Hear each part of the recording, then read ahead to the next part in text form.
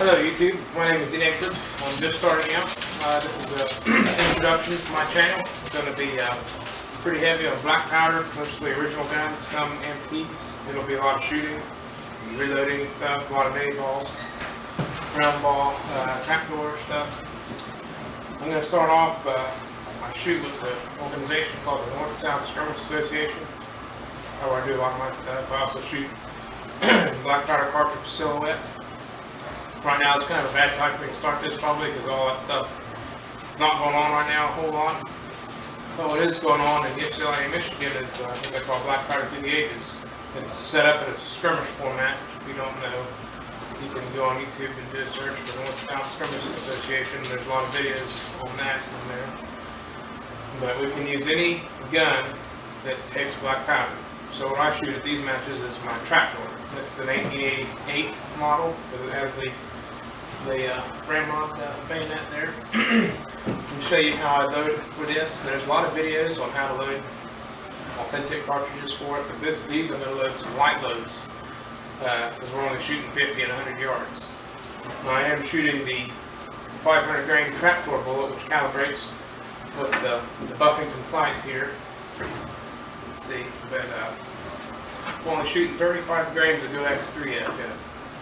Now because of that, most trapdoors are the bore or the groove diameter rather large. This one I think is right around 463. Now this is a Seiko 881 bullet mold, and with 21 alloy it comes out around 460. So with 70 grains of black powder, it'll bump up to fill the grooves. With only 35 grains, I was worried that would not happen. So I made this out of pure lead. This is just a straight pure lead projectile. And because it's pure lead, it'll cast slightly smaller. It drops out of the mold around 458 to 4585. But because it's soft, pure lead, it will bump up.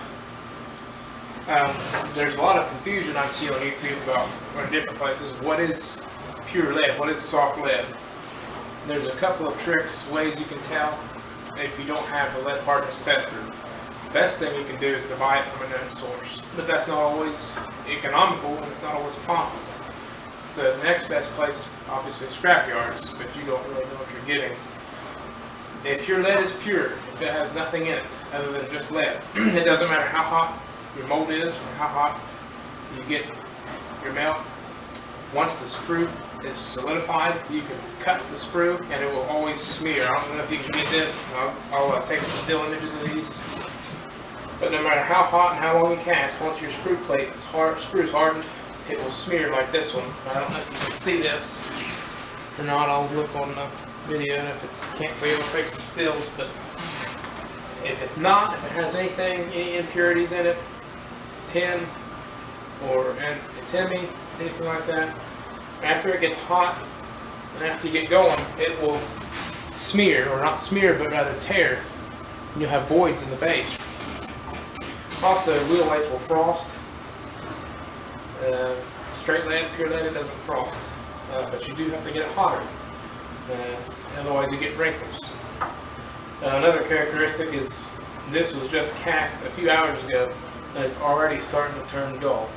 Pure lead will turn dull real quick. When it came out of the mold, it was pretty shiny. This was cast probably about a year ago or longer, and look, it's not as dull as this will be in that time. This will be a real dull gray. Now let me show you the trapdoor I'll be shooting. This match will be next week, and I'm going to try to show you a few things I do to load and prepare for this, since it's not full throttle loads. But this is, like I said before, it's an 84, 88 trapdoor. It's got the 84 Buffington sight on it. I'm also going to show you some loads, pictures of groups I've shot with this load. I have shot full throttle loads in it. I have not really settled down on a load. I've just shot plain this bullet with 70 grains of 2F, like the Springfield book that Spence Wolf wrote. If you don't have that book and you do have a Trapdoor, I highly recommend that book.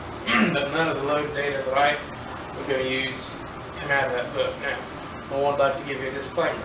These loads is what's worked for me. I'm not recommending that you duplicate my loads. I'm just showing you what has worked for me. I guess I'll do some editing and stuff on this one. Now I guess that'll work.